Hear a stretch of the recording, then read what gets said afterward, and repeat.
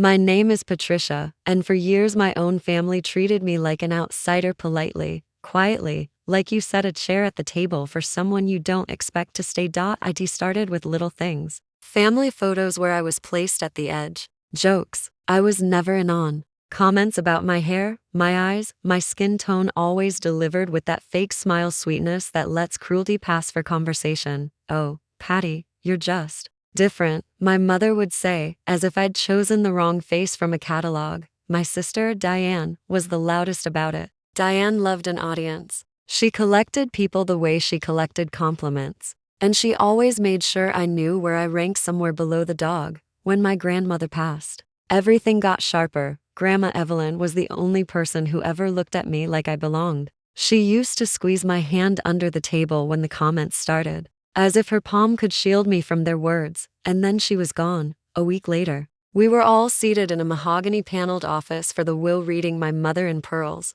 Diane in her best grieving black, my father pretending to be sad while he watched the lawyer's briefcase like it was a treasure chest. I sat in my plain navy dress, hands folded, trying to breathe through the tightness in my throat. The lawyer cleared his throat. "Evelyn Carter's estate is substantial." Diane's eyes flicked to me, cold, sharp, thrilled. "Before you read anything," Diane cut in, voice bright and poisonous, "I want something on record." The lawyer paused. My mother didn't stop her. My father didn't blink. Diane stood up like she was about to make a toast. "She shouldn't get a dime," she said, pointing straight at me. "She's looked nothing like us her whole life. I'm done pretending. I want a DNA test. Right now. Prove you deserve any of this." The room went so quiet I could hear the lawyer's pen stop moving. I felt every face turn toward me, waiting for me to cry, to beg, to finally play the role they'd written for me. Instead, I lifted my chin. "Fine." Diane's smile widened. She didn't expect that. The lawyer hesitated. "This is highly unusual, not for this family," I said softly. Diane pulled a sealed envelope from her purse like she'd been carrying it for weeks. "Already handled," she announced. "We did it last month. Here are the results. Read them." The lawyer looked uncomfortable, but he opened the envelope anyway. He scanned the first page, then the second, and then something changed. His eyes lifted slowly. "Not to me. To Diane." His face went pale, like the air had left the room. "Ma'am," he said, voice suddenly careful, I need to ask you something." Diane's smile faltered. "What?" The lawyer swallowed, staring at the paper like it had bitten him. "Why?" he asked. "Does your DNA not match? Not with your mother, not with your father, and not with the family line at all?" Diane's mouth opened, but no sound came out, and in that silence, my mother's pearl necklace suddenly looked like a noose. For a second, nobody moved. Not even Diane. The lawyer kept staring at the paper, like if he looked away it might stop being true. My father was the first to speak, because he always was the man who believed his voice could fix anything simply by being loud enough. "What are you talking about?" he snapped. "That's impossible." Diane's chin lifted, defensive. "You're reading it wrong." The lawyer didn't blink. "I'm not." My mother's hands went to her throat, fingers touching her pearls like she needed to make sure they were still there. Her lips parted, but nothing came out. I sat perfectly still, because I'd spent my whole life learning how to survive rooms like this. Rooms where everyone decided who you were before you opened your mouth. Diane turned on me. This is some kind of trick." Her eyes were wild now. "You did something. I wasn't the one who brought a DNA test to a will reading," I said quietly. That landed like a slap. The lawyer cleared his throat again, but his voice had changed. It wasn't formal anymore. It was cautious. "To be clear, the report indicates Patricia is consistent with the family line. Diane is not." My father's chair scraped back hard. No, that can't be right." Diane grabbed the papers right out of the lawyer's hands and scanned them, frantic. Her fingers shook as she flipped pages, hunting for the line that would save her. And then I saw it. That moment when her eyes found the truth. Her face drained so fast it was like someone pulled a plug. My mother stood up so abruptly her chair nearly toppled. "Diane," she whispered, not angry, not comforting, afraid, because fear doesn't come from nowhere. It comes from memory. Diane's voice came out thin. "Mom, tell him he's wrong." My mother's gaze flicked to the lawyer, then to my father, then to me like she couldn't decide which disaster to grab first. My father's jaw clenched so tight I thought his teeth might crack. "Evelyn," he said to my mother, low and deadly. Say something. And that was when I realized something terrifying. My mother wasn't shocked by the question. She was shocked that it had been asked out loud. The lawyer tried to regain control of the room. I understand this is upsetting. But the document, I don't care about your document. Diane shrieked. This is my grandmother's will. This is my inheritance. I felt something cold settle in my chest, because there it was again. Not grief, not love, money, status, proof. Diane turned toward my mother, tears suddenly appearing like she'd flipped a switch. Mom, please, tell them I'm yours. My mother swayed slightly, one hand gripping the edge of the table. She looked at Diane the way you look at a vase you dropped, but haven't heard shatter yet. Then she whispered, so faint I almost didn't catch it. We can talk about this later. Diane froze, because later is what people say when the truth is too ugly to survive in daylight, and the lawyer, still holding the will, opened his mouth and said the sentence that made Diane's breathing turn into a panic rattle. There's more, he said. Evelyn left a letter, one she requested, be read only if this exact situation occurred. Diane spun toward him. What letter? The lawyer unfolded a sealed page, and his eyes flicked to me. Patricia, he said softly, your grandmother wrote this. For you. And Diane lunged across the table like she was going to rip it out of his hands. Diane's hand slammed against the polished table, missing the letter by inches. Give me that. She snapped. The lawyer recoiled, pulling the page back against his chest like it was fragile glass. Miss Carter, please sit down. Diane didn't sit. My father stepped in then, gripping her arm. Not gently. Enough. She looked at him like he'd betrayed her, like the entire room had shifted off its axis. And maybe it had. The lawyer adjusted his glasses and began to read.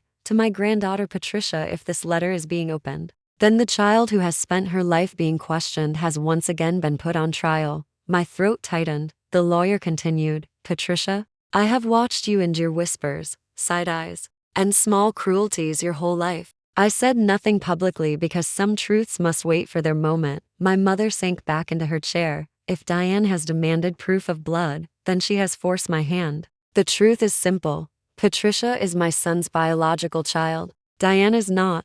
The words hit the room like a dropped chandelier. Diane let out a broken laugh. That's insane. The lawyer didn't stop. 38 years ago, Evelyn Carter made a decision that altered this family. A decision rooted in fear, pride, and reputation. My father's face went from red to gray. He knew. I saw it, then the flicker of recognition. Not shock. Recognition. My son was unfaithful early in his marriage. A child was conceived outside the vows. That child was brought into this world quietly and placed into the arms of a woman who was told it was a miracle. My stomach flipped. Diane shook her head violently. No, that's not. Diane was adopted. Privately. Quickly. The paperwork was sealed to preserve appearances. Only 3 people knew the truth. I was one of them. Silence swallowed the air. My mother's breathing grew shallow, uneven. My father's hands were fists now. The lawyer lowered the paper slightly but kept reading. Patricia was raised under suspicion for the very betrayal she never committed. Diane was protected from the consequences of the one she never knew about. My heart pounded so hard I thought I might pass out. I wasn't the outsider. I was the evidence. Diane backed up a step, eyes darting wildly between my parents. Mom? My mother's mascara had started to run. She didn't wipe it away. Is it true? Diane whispered. My father's jaw worked, but no words came out, and that was worse than any confession. The lawyer finished the final paragraph. Therefore, I leave my estate in full to Patricia. Not because she is blood, but because she has been treated as less than it. Diane's head snapped toward me. You did this, she hissed, but for the first time in my life, I didn't feel small under her glare. I felt steady. I didn't bring the DNA test, I said calmly. You did.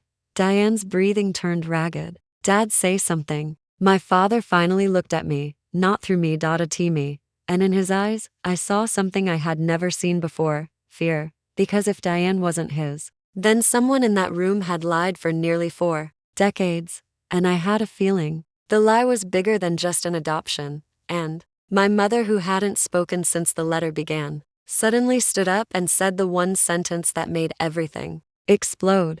She wasn't supposed to find out. She wasn't supposed to find out. The words didn't echo. They detonated. Diane turned toward my mother slowly, like she was moving underwater. Find out, what? My mother pressed her lips together, but it was too late. The truth had already slipped into the room, and it wasn't leaving quietly. My father slammed his hand on the table. Evelyn, stop. But she didn't, because sometimes the person who's carried a secret the longest is the one who finally breaks under its weight. She wasn't supposed to find out, my mother repeated, voice trembling. About the hospital. The lawyer lowered the will. The air shifted again. Hospital. My pulse spiked. Diane's eyes snapped to me. What hospital? My mother looked at me for the first time that afternoon, not with distance, not with irritation, with guilt. 38 years ago, she said slowly, I gave birth to a baby girl. My heart hammered in my ears. Diane let out a short, breathless laugh. Obviously. My mother's eyes filled. No, not obviously. Silence. I was told she didn't survive. The room tilted. I held her, my mother whispered, for less than a minute. And then they said there were complications. That she was gone. My fingers dug into the fabric of my dress. My father stood up so fast his chair toppled backward. That is not what happened. My mother's head snapped toward him. Then tell them what did happen. Diane was shaking now. Mom, what are you saying? My mother swallowed hard. I was sedated. I was grieving. And when I woke up, your father told me we were adopting. My lungs forgot how to work. Diane's face had gone paper white. Adopting? Me? My father's voice turned sharp, commanding. This is not the time, it's exactly the time. My mother cried. The lawyer didn't interrupt. He didn't dare. My mother turned toward me, and her voice broke completely. Patricia. I never knew. The world narrowed to a pinpoint. I never knew, she repeated. Until 2 years ago, when your grandmother told me the truth, Artem. 23, 02, 20 to 6:15, 50, the truth that had apparently been sitting under my entire life like a fault line. Diane's head jerked toward my father. Dad?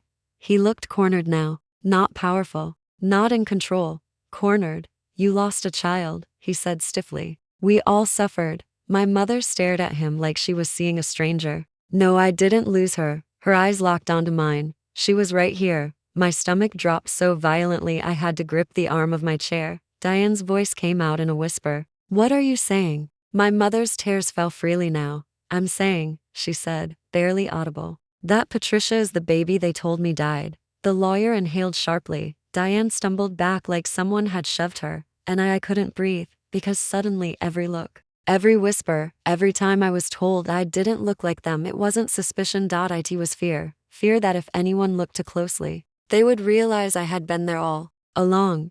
My father's voice dropped low and dangerous. That is enough. But it wasn't, because I stood up, slowly. My hands weren't shaking anymore. Did you steal me? I asked, and for the first time in my life my father didn't have an answer. Did you steal me? The words didn't sound like mine. They sounded like something ancient, something buried for 38 years that had finally clawed its way up. My father didn't answer. He adjusted his cufflinks instead. That was his tell. Whenever he couldn't control a room, he tried to control something smaller. Diane stared at him like her entire identity was hanging from his lips. Dad, she whispered. Tell her she's crazy. He looked at me, and I saw it. Not outrage, not shock, calculation. Patricia, he said carefully, your mother was heavily medicated. There were complications. Records from that hospital were mishandled. I repeated. The lawyer shifted uncomfortably. There would be documentation of a neonatal death. There was, my father snapped. We buried a child. My stomach twisted. My mother shook her head slowly. No, I never saw a body. That silence again, heavy, pressurized. You told me it was too traumatic, she whispered to him. You said I shouldn't see her. My father's voice hardened. Because it was traumatic, or because she was alive? I asked. Diane made a strangled sound. Stop it. This is insane. You think Dad just what? Swapped babies like a soap opera? Nobody answered her, because nobody could. The lawyer cleared his throat. If there was a falsified death certificate, there wasn't. My father barked, but he didn't look at the lawyer. He looked at me, and suddenly something clicked into place in my mind. Grandma Evelyn, her squeezing my hand under the table, her letter that said, some truths must wait for their moment. She had known, all these years, which meant someone had told her, And if she knew? There had been proof. You said 3 people knew, I said slowly. You, Grandma, and who else? My father didn't move. My mother's face went still, and then she whispered, the doctor. The room seemed to shrink. What doctor? Diane demanded. My mother looked like she was about to faint. Dr. Halpern. He delivered the baby. Delivered which baby? I asked. Her eyes met mine. Both. My heart slammed so hard it hurt. Both. Diane's breathing turned sharp and uneven. What does that mean? My father finally lost his composure. It means, he said coldly, that your mother was unstable, that she was grieving, and that certain arrangements were made to protect this family. Protect. That word, always that word. Protect reputation. Protect legacy. Protect appearances, not protect children. My voice dropped lower than I'd ever heard it. Who was I supposed to belong to? The question landed like a blade, and that was when Diane said something that made the blood drain from my face. You don't want to know. I turned toward her slowly. What did you just say? Her eyes flicked to my father, then back to me. Artem, 23, 02, 20 to 6:15, 50. I found something last year, she said. In Dad's study. My father's face went white. A file, she continued, voice trembling now. With 2 birth certificates. The room froze. 2, she repeated, and neither of them had my name on it. My heart stopped, because suddenly I understood. This wasn't just about adoption.it, wasn't just about inheritance.it, wasn't even just about betrayal.it, was about replacement, and the way my father was staring at me now, not like a daughter, not like a stranger, but like a mistake that had finally grown teeth, told me one thing with terrifying clarity. I wasn't supposed to be here, and someone else wasn't supposed to disappear. The word replacement hung in the air like smoke. My father didn't deny it. He didn't laugh. He didn't even try to spin it. He just looked tired. Diane's voice shook. I wasn't adopted because of an affair, was I? No one answered. My mother slowly sat down again, as if her legs could no longer support the weight of what was unfolding. I stepped closer to the table. 2 birth certificates, I repeated. Whose names were on them? Diane swallowed. One had yours. One had another girl's. My pulse pounded so loudly I could hear it in my ears. Say her name. Diane hesitated. My father's voice cut through the room. Enough. But Diane was staring at me now, really staring at me for the first time in her life. Her name was Charlotte. The air left my lungs. Charlotte. Not Patricia. Charlotte. My mother covered her mouth. My father's composure cracked. That was never meant to resurface. Never meant to resurface? I repeated softly. Like I wasn't meant to? The lawyer shifted again. If there were falsified records, stop talking about paperwork. I snapped. I turned back to my father. Was I Charlotte? His silence confirmed it. My knees felt weak, but I stayed standing, because I needed to hear it. I asked you a question. His jaw tightened. You were born Charlotte. My mother gasped like someone had struck her. And then? I demanded. His voice dropped low, mechanical. There were complications at the hospital. Complications, I echoed. Or a deal. His eyes flickered. That flicker told me everything. Diane backed toward the wall, shaking her head. No, no, no, no. You don't just switch babies. That doesn't happen in real life. It does, I said quietly. When someone is desperate, the lawyer whispered, almost to himself. This would be criminal. My father rounded on him. Watch your words. But it was too late, because my mind was racing now. If I was Charlotte, if I was the baby my mother was told had died, then whose child had been declared dead in my place? Who did I replace? I asked. No one breathed. My mother's tears were silent now, falling steadily. Diane's face twisted. Dad? He closed his eyes, just for a second, and when he opened them, the power he'd carried his entire life was gone. You weren't meant to stay, he said. The words hit harder than any slap. Stay? I whispered. The arrangement was temporary. The room tilted again. Temporary. I felt something cold and terrifying settle into my bones. Temporary for what? I asked. His voice was barely audible now. Until the lawsuit was resolved. The lawyer stiffened. What lawsuit? And my father looked straight at me. Not as a daughter, not as blood, but as leverage. There was a malpractice suit, he said. A stillborn case. The Halpern family needed a solution. My stomach dropped so violently I had to grab the edge of the table. You mean, I said slowly, I was part of a settlement? Silence. That was my answer. I wasn't adopted. I wasn't a secret affair. I wasn't even an accident. I was collateral. And Diane, who had spent her entire life treating me like an intruder, was staring at our father like she'd never known him at all. You sold her? She whispered. My father's voice broke for the first time. It wasn't like that, but it was exactly like that. Artem. 2302 2026 1550. And just when I thought the room couldn't fracture any further, the lawyer spoke. There's one more document attached to the will. Every head turned. What document? I asked. His hands trembled slightly as he flipped the final page. It's a copy of a hospital report, he said, dated 38 years ago, signed by Dr. Halpern, and it lists one infant as deceased. He paused. His eyes lifted to mine. And another as discharged to non-parental custody.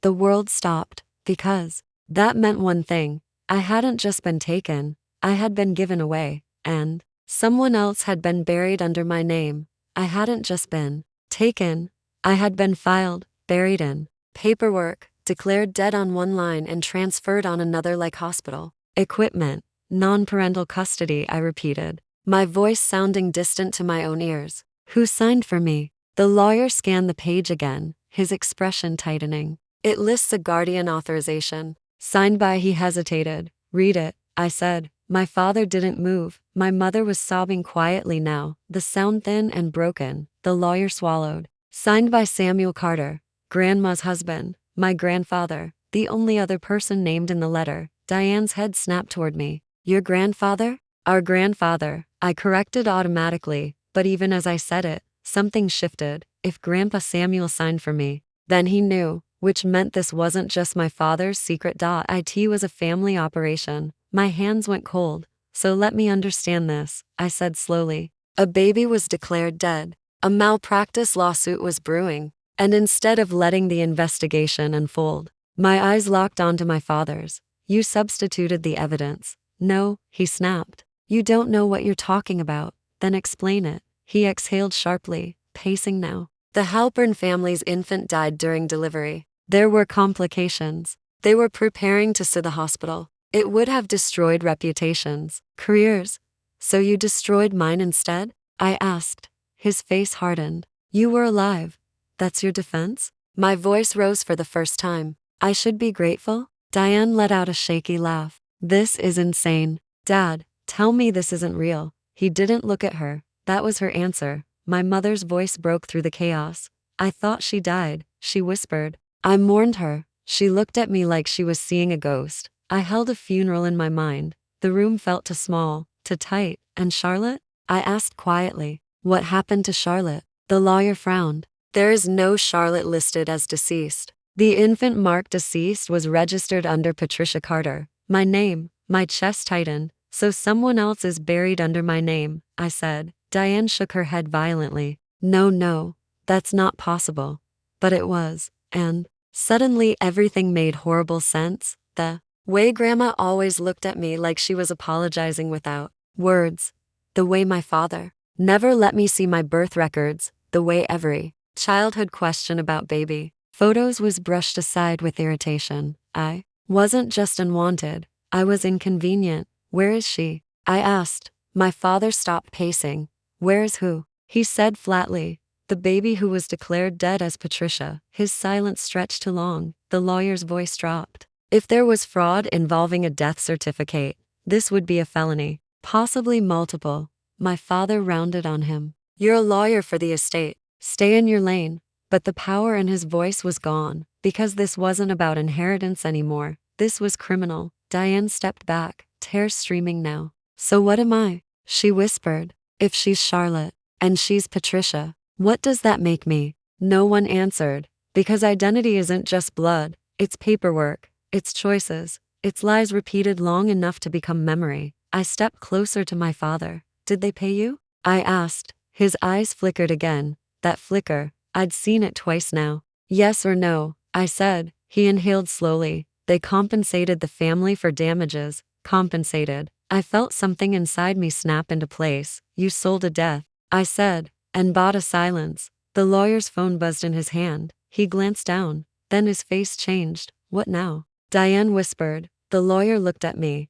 There's someone in the lobby, he said. Who? He swallowed.